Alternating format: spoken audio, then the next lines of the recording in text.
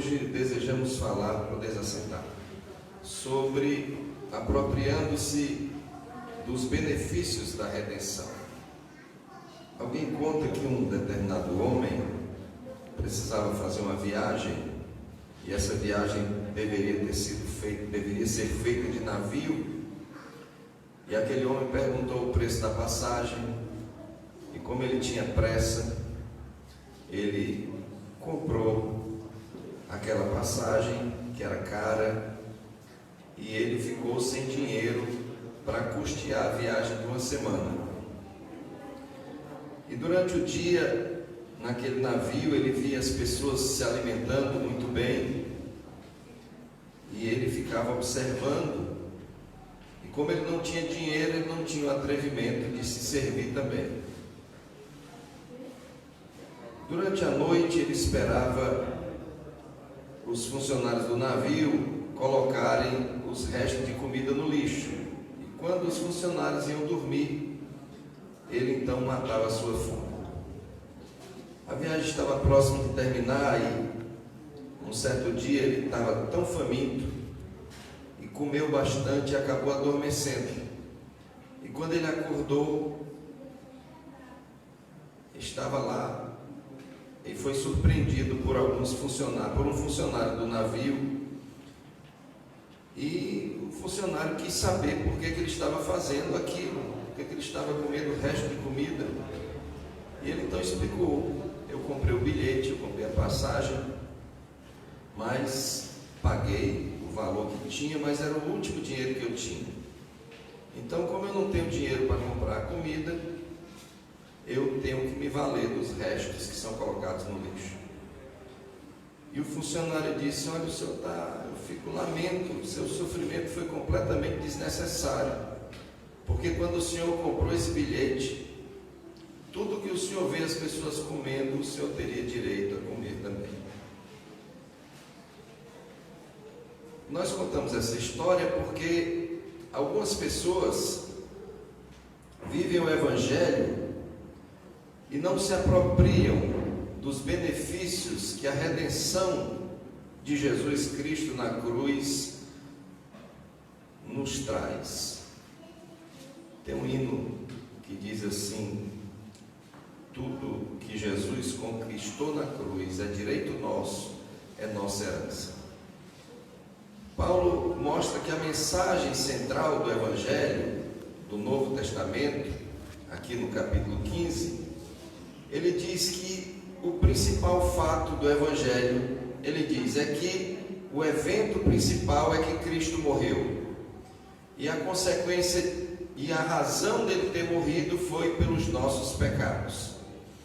Quando a gente lê o Evangelho, a gente vai ver a quantidade enorme de milagres que Jesus fez, a quantidade de curas maravilhosas, cegos que enxergaram, coxos que andaram, pessoas que tinham a mão pequena ser restituídos seus membros, e outras maravilhas foram feitas que o evangelista João disse que, se fossem ser escritas, nem nos papéis que existem nos livros do mundo inteiro caberiam as maravilhas que Jesus realizou.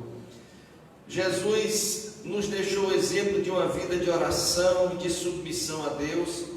Porém, a mensagem principal, o motivo de todo o Evangelho aponta para a cruz de Cristo, para esse evento que modificou completamente o relacionamento do homem com Deus.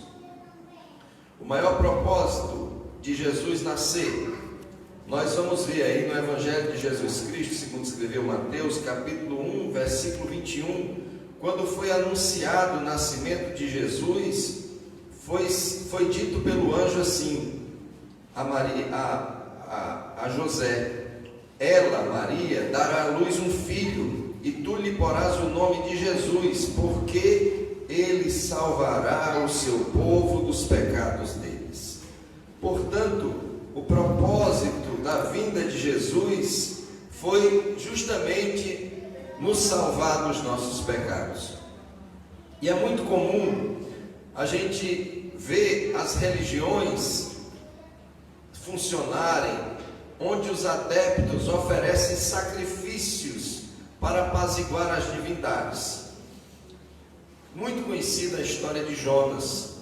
Jonas estava naquele navio e de repente o navio começou a sofrer uma turbulência muito grande, e as pessoas do navio de diversos credos começaram a fazer sacrifícios aos deuses e tentando apaziguar ao mar, que eles supunham que ali era a ira dos deuses que estava fazendo com que eles passassem por aquela tribulação.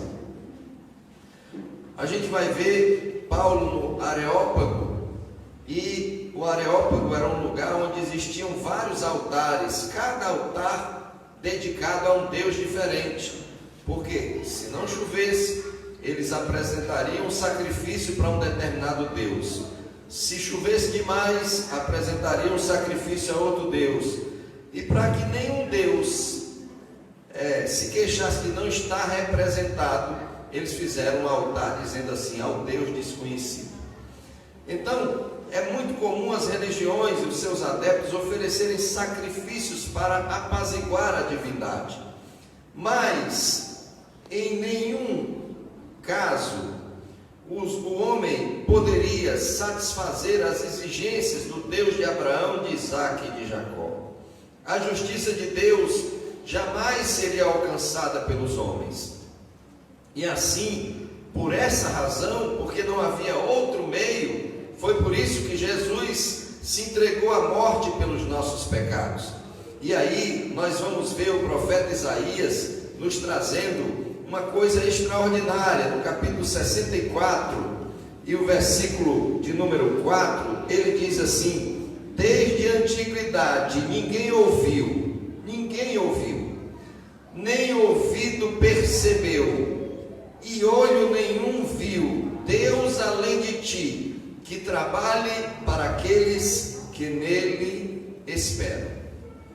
Na realidade, o que usualmente acontece é que os homens trabalham para os deuses, mas nesse caso foi o próprio Deus quem trabalhou para os homens. Nós vamos perceber que o Senhor fez aquilo que era necessário para nós, porque nós não conseguiríamos fazer jamais. É por isso que no livro do profeta Isaías, no capítulo 53, ele nos traz o resultado de tudo aquilo. 53, versículo 11, ele diz assim, a partir do 10 diz assim: todavia ao Senhor agradou moê-lo, fazendo-o enfermar. Quando a sua alma se puser por expiação do pecado, verá a sua posteridade, prolongará os seus dias, e a vontade do Senhor prosperará na sua mão. Especialmente o verso 11 diz assim: e ele verá o trabalho da sua alma e ficará satisfeito. Justamente esse trabalho que foi realizado por Jesus, a sua morte na cruz, veio trazer para nós benefícios que eu e você precisamos entendê-los na sua integralidade, para não acontecer a mesma coisa que aconteceu com aquele homem, que o preço total dos benefícios que ele poderia adquirir foram pagos. Ele estava no navio, mas estava vivendo miseravelmente. Em primeiro lugar, é preciso a gente dizer que a morte de Jesus foi uma morte vicária, ela foi uma morte substitutiva. A ideia do vigário é aquela pessoa que toma o lugar de outra pessoa e age como se fosse ele. Portanto, a cruz que Jesus enfrentou, que era destinada aos piores malfeitores, ela não deveria ser destinada a Jesus, porque ele não cometeu pecado algum. A cruz, quem deveria ser pregado na cruz era eu e era você. No entanto, ele mesmo fez cair sobre ele as nossas iniquidades, e sobre isso profetizou Isaías no capítulo 53 e versículo 6, quando diz assim, a partir do 5 diz assim: Ele, porém, foi ferido pelas nossas transgressões e moído pelas nossas iniquidades. O castigo que nos traz a paz estava sobre ele, e pelas suas pisaduras fomos sarados. Todos nós andávamos desgarrados como ovelhas, cada um se desviava pelo seu caminho, e o Senhor fez cair sobre ele a iniquidade de todos nós. Louvado seja o nome do Senhor. Jesus, portanto, tomou o nosso lugar. Jesus fez pecado por nós, diz o autor da Epístola aos Romanos. A Bíblia Sagrada diz que ele nos substituiu. Também lá na carta de Pedro, na primeira carta de Pedro, ele também aborda esse assunto.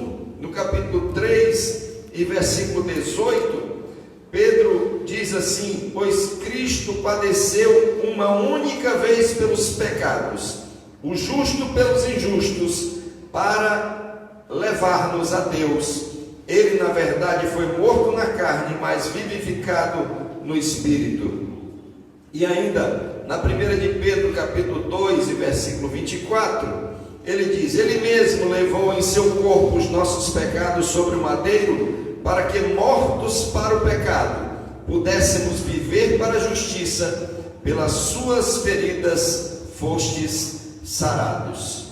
Sem dúvida, a morte de Jesus foi essa morte substitutiva, mas é importantíssimo dizermos que essa foi uma morte voluntária. No Evangelho, segundo escreveu João, no capítulo 10, versos 17 e 18, o próprio Jesus esclarece que ele mesmo entregou a sua vida. Jesus não foi condenado à morte, Jesus não foi para a cruz sem a sua vontade. Ele diz assim: por isso, no verso 17 do capítulo 10 do Evangelho de Jesus segundo João, por isso o Pai me ama, porque dou a minha vida para tornar a tomá-la. Ninguém a tira de mim, mas eu espontaneamente a dou, e tenho autoridade para dá-la e para tornar a tomá-la. Este mandado recebi de meu Pai. Além disso, a morte de Jesus, ela serviu de reconciliação dos homens com Deus. Quando no Velho Testamento foi estabelecido o sacrifício de animais, em primeiro lugar pelo próprio Deus, lá no Jardim do Éden, quando o primeiro animal foi sacrificado, a Bíblia diz que o Senhor, vendo que Adão e Eva estavam nus, então o Senhor proporcionou a eles peles de animais, e ali houve o primeiro sacrifício, e houve em seguida a primeira profecia de que seria levantada a semente da mulher. A partir de então, vários outros animais foram sendo sacrificados para que fossem derramados o sangue dos cordeiros, dos novilhos, para que aquele sangue cobrisse os pecados.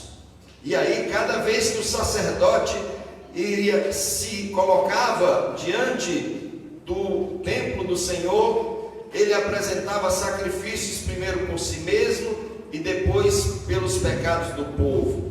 E a Bíblia Sagrada diz que o Senhor esquecia daqueles pecados. Salmo capítulo 51 e versículo 9, nós vamos ver como Deus trabalhava na vida do povo. Quando eram oferecidos sacrifícios, então o salmista diz isso claramente no versículo 9 do capítulo 51, ele diz: esconde a tua face dos meus pecados e apaga todas as minhas iniquidades. Ora, Deus sendo um Deus santo e um homem sendo pecador, algo precisava ser feito para que o homem se reconciliasse com Deus. Acontece que esses sacrifícios, como diz o autor aos Hebreus no capítulo 10, versículos 4 a 10, eles eram repetidos anualmente, e havia a necessidade de que eles fossem continuamente repetidos. Mas a Bíblia Sagrada diz que o Senhor Jesus, quando ele se ofereceu, ele ofereceu um sacrifício que foi feito de uma vez por todas.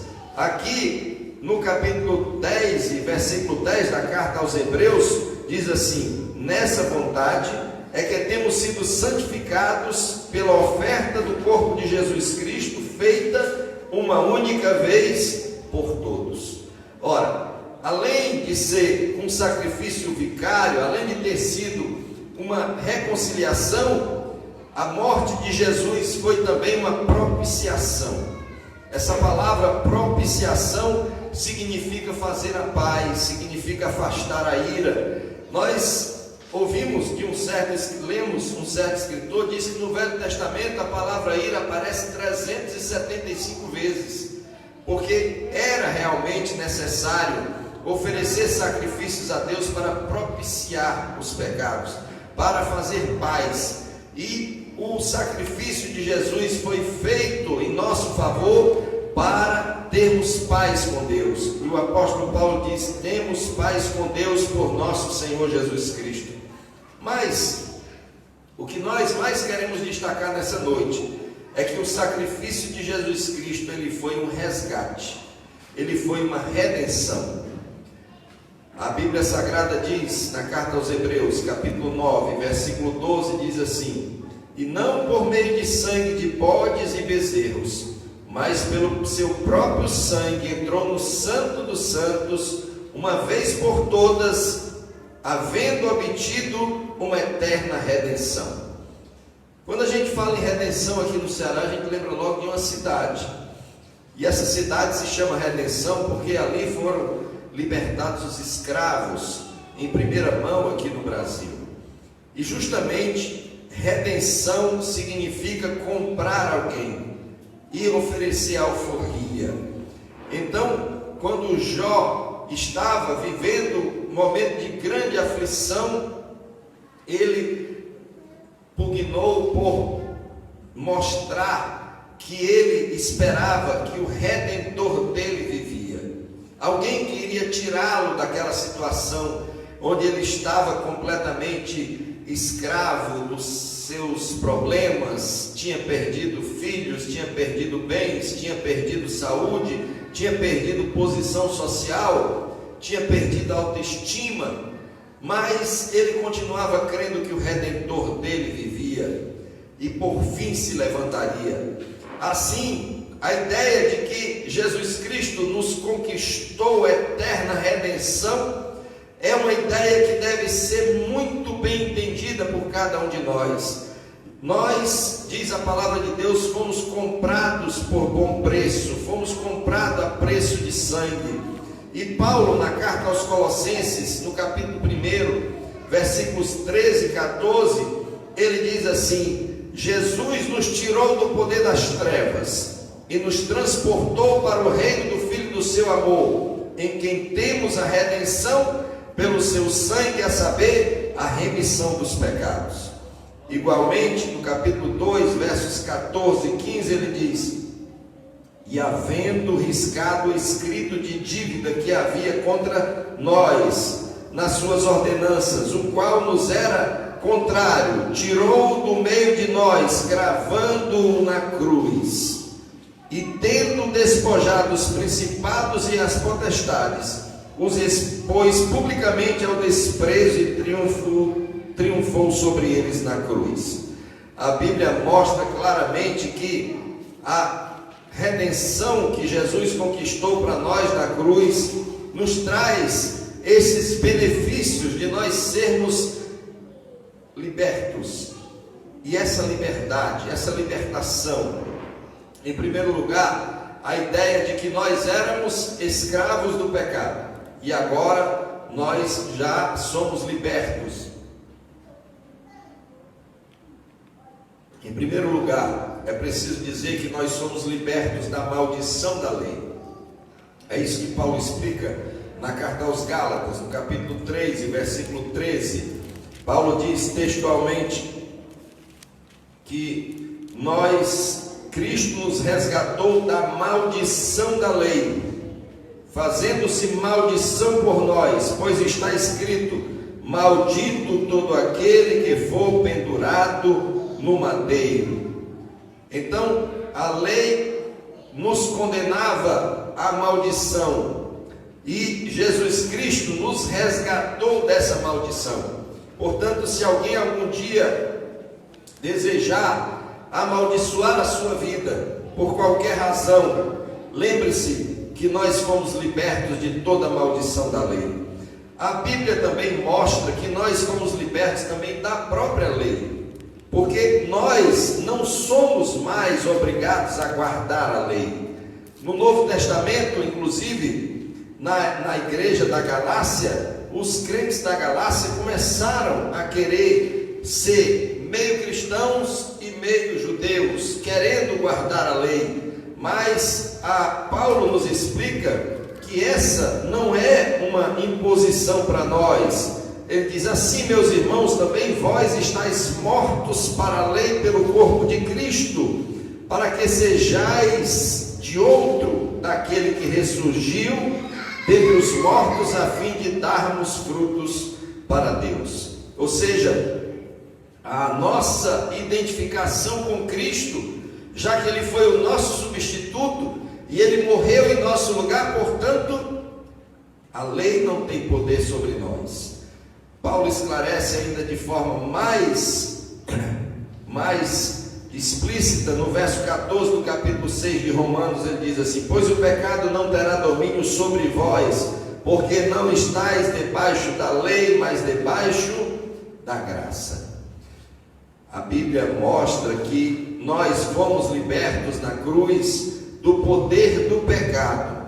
Romanos capítulo 6 e verso 6 diz assim: pois sabemos isto, que o nosso velho homem foi com ele crucificado, para que o corpo do pecado seja desfeito, a fim de não servirmos mais ao pecado. Romanos 6 e 2 ele disse: de modo nenhum, nós que estamos mortos para o pecado, como viveremos ainda nele? E finalmente, de 12 a 14 do mesmo capítulo diz: não reine portanto o pecado em vosso corpo mortal, para obedecerdes aos seus desejos. Tampouco apresenteis os vossos membros ao pecado por instrumento de iniquidade, mas apresentai-vos a Deus como vivos dentre os mortos, e os vossos membros a Deus como instrumentos de justiça. Portanto, a redenção, ela nos traz essa série de benefícios. Somos libertos porque fomos resgatados pelo Senhor. O preço que nós deveríamos pagar, o sofrimento que nós deveríamos passar, Ele passou por nós na cruz. Ele é o nosso substituto. Nós fomos libertos da maldição da lei, nós fomos libertos do cumprimento da lei e fomos libertos também do poder do pecado. Mas além disso, já foi pago o preço também, para que nós vivamos os benefícios de não sermos mais escravos de Satanás. Quantas pessoas servem a Deus, mas ainda não usufruem da libertação, ainda vivem escravos do inimigo das nossas almas. Acontece que Paulo, escrevendo a Timóteo, ele diz assim: e que se desprendam dos laços do diabo, para quem haviam sido presos, para cumprir-lhes a vontade de Deus. Paulo escreve a Timóteo dizendo para ele ser um bom soldado de Cristo Jesus, dizendo que ele deve, com brandura, ensinar as pessoas, com paciência, corrigir com mansidão e mostrar às pessoas que se arrependam e conheçam a Deus, conheçam a verdade de Deus e que se desprendam dos laços do diabo.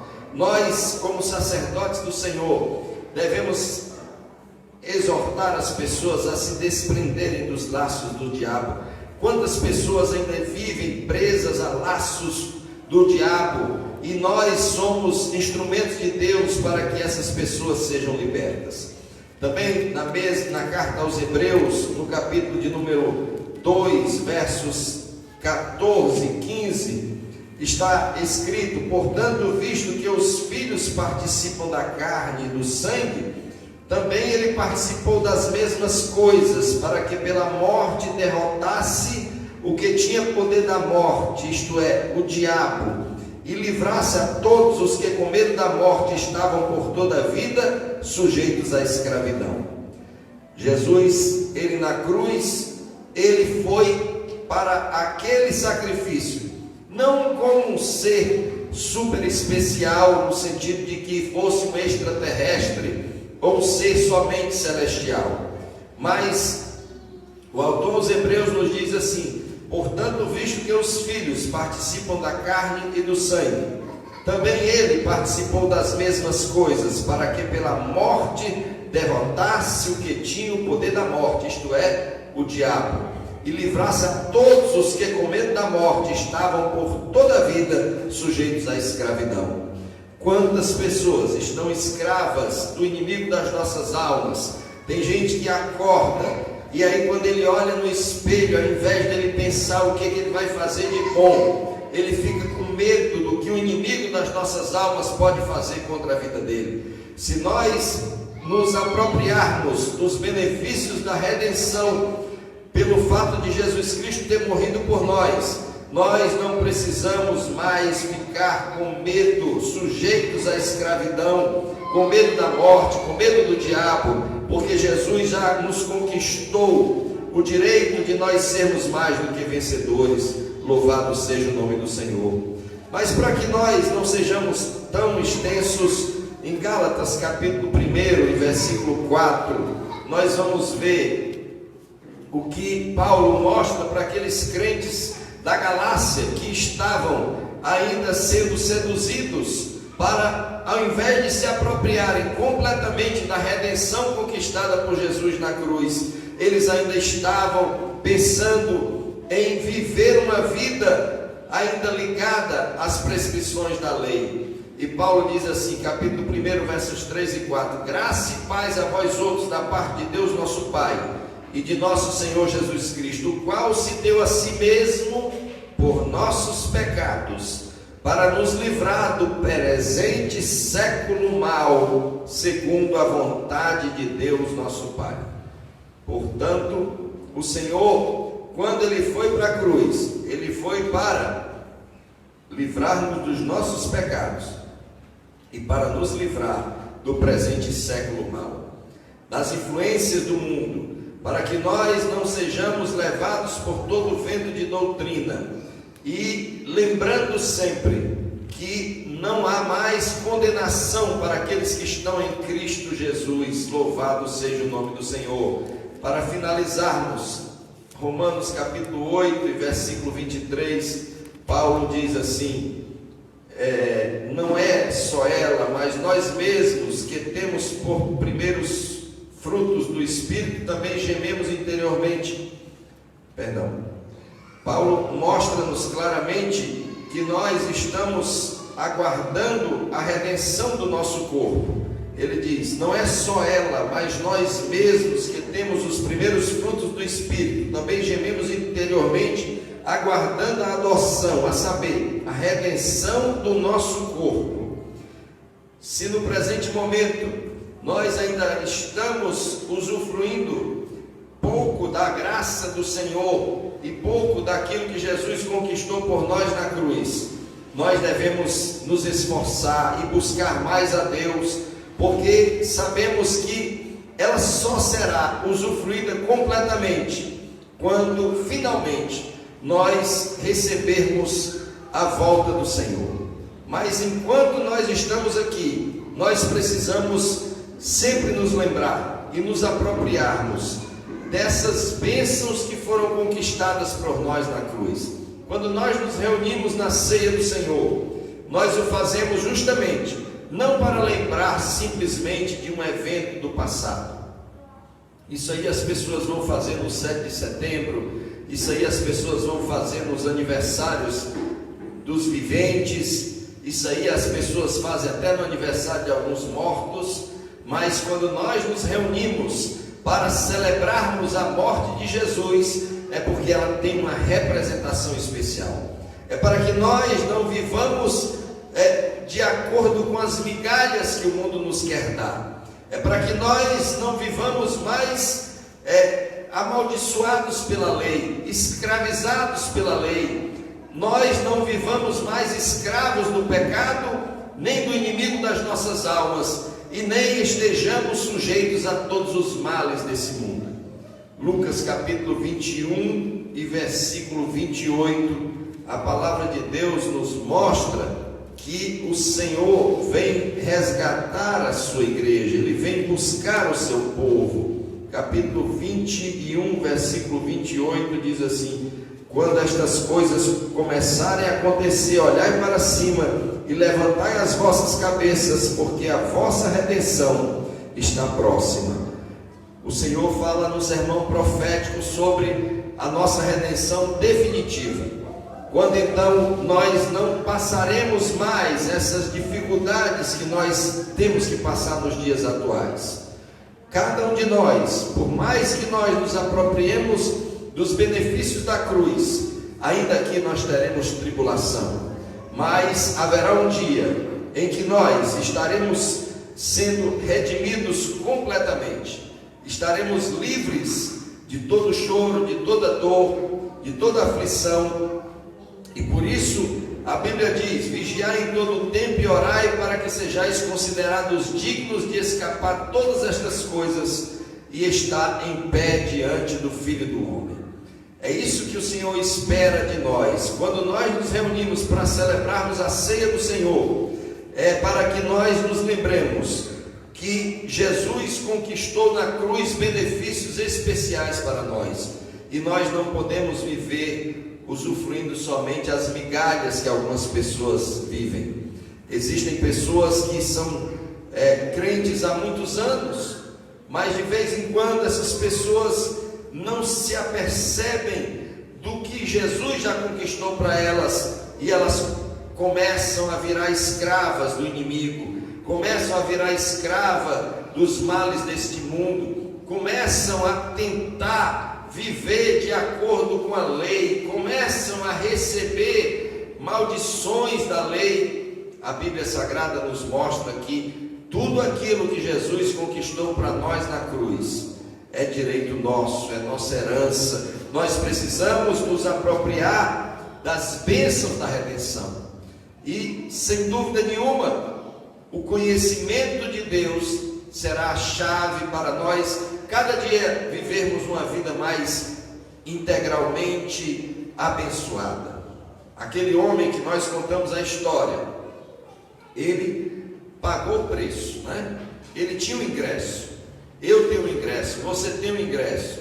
Aquele homem também tinha o bilhete do navio, mas ele estava vivendo muito mal. Será que nós estamos vivendo de acordo com aquilo que Jesus conquistou, aquilo que Jesus pagou um alto preço para nós? Quando nós participarmos do pão e do vinho, vamos recordar: Jesus pagou um alto preço, não para que nós vivêssemos de maneira miserável.